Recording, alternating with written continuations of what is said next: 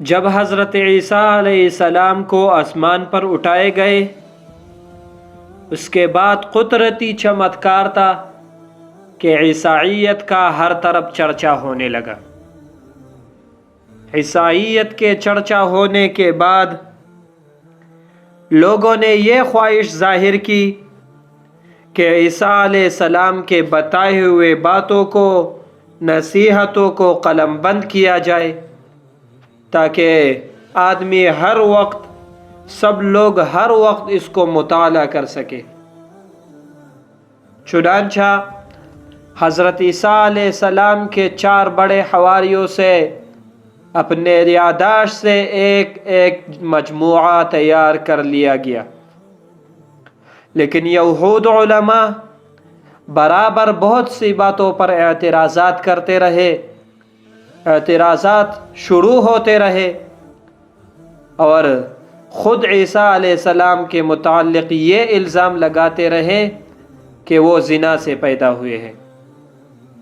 اسی طرح بہت میں لوگوں میں بدگمانیاں پیدا ہوئی۔ آخر ایک عرصہ بعد علماء نے ان اعتراضات کو دور کرنے کے لیے اور مذہب کو زیادہ سے زیادہ آسان بنانے کے لیے ترامیم شروع کی کہ یہ مذہب آسان ہو جائے۔ اس خیال سے انجیل میں جگہ جگہ پر ترمیم و اضافہ کی، اسی وجہ سے اصلی قلمی نسخے کو ضائع کر دیا۔ بہت سارے نصیحتیں، عیسیٰ علیہ السلام کی باتیں جو قلم بند تھی، ان نسخے کو ضائع کیا۔ اسی طرح انہوں نے ضرورت کے مطابق انجیل کو ایک نئی سانچے میں ڈال کر اس زمانے کے لوگوں کے خیالات اور خواہشات کے مطابق بنا دیا۔ انجیل کو خواہشات کے مطابق بنا دیا ان لوگوں کی۔ انہوں نے 2 چیزوں پر خاص طور پر زیادہ زور دیا۔ ایک تو خود حضرت عیسیٰ علیہ السلام کی پیدائش کے متعلق جو غلط فہمی تھی، اسی طرح دور کیا کہ نعوذ باللہ خدا خود حضرت مریم علیہ السلام سے ہم بستر ہوا، اور اسی طرح حضرت عیسیٰ علیہ السلام خدا کے بیٹے۔ یہ ترمیم کیا اور اس اعتراض کو دور کیا۔ دوسری کشش اپنے مذہب میں یہ پیدا کی کہ خدا نے اپنے بیٹے کو دنیا والوں کے درمیان بھیجا تھا۔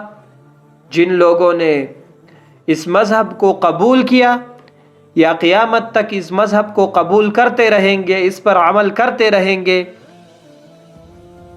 اس لیے حضرت عیسیٰ علیہ السلام ان سب کے گناہوں کے کفارہ کے طور پر سولی پر چڑھا دیے گئے ہیں۔ ان سب کے گناہوں کے کفارہ میں چڑھائے گئے ہیں، اور گناہوں کے کوئی باس برس نہیں ہوئی۔ اسی لیے عیسائیوں کو خواہ کیسے ہی گناہگار ہو، ضرور جنت میں داخل کیا جائے گا۔ ان بیانات کا لوگوں پر بہت اثر ہوا، خاص طور پر رومیوں کے خیالات پر بہت اثر پڑا، اور وہ پکے بت پرست انتہائی عیش پسند لوگ تھے۔ انہوں نے دیکھا کہ یہ تو بہت سستا سودا ہے، جنت بھی ہاتھ سے نہ گئی۔ ہر شخص نے آنکھ بند کر کے عیسائیت کو قبول کیا، اور دیکھتے دیکھتے اس مذہب کا ہر طرف چرچا ہونے لگا۔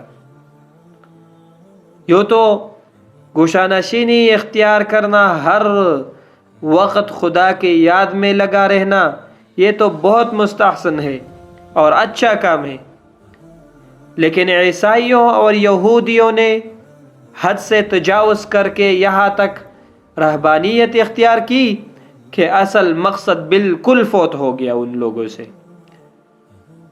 اصل مقصد بالکل بھول گئے وہ لوگ۔ کوشانشینی اختیار کرنے میں اعتدال کو مد نظر رکھنا ضروری ہے۔ یہ نہیں کہ انسان حلال چیزوں کو بھی اپنے اوپر حرام کر لے، یا ایسے خلاف فطرت ریاضتیں کرنے لگے کہ اصل مقصد فوت ہو جائے، اصل عبادت ہی باقی نہ رہے۔ یہودیوں اور عیسائیوں نے ایسا ہی کیا، اور جو چیزیں فرائض میں شامل نہیں تھی انہیں اپنے اوپر خواہ فرض کر لیا، اور جو چیزیں ان پر حرام نہ تھی خواہ اپنے اوپر حرام کر لی۔ رسول اللہ صلی اللہ علیہ وسلم نے فرمایا ہے، ارشاد ہے، لا رہبانیت فی الاسلام۔ اس ارشاد کا منشا یہ ہے کہ کئی بھی مسلمان بھی ہندو جو گھرے و فقیروں کے طرح اس قسم کے بعض باتوں کو نہ اختیار کر لے، اور آہستہ آہستہ ان ریاستوں کو بھی اس قدر تبدیل نہ کر دے کہ اس سے بہت سے بدعات اور ناجائز باتوں کا رواج ہو جائے۔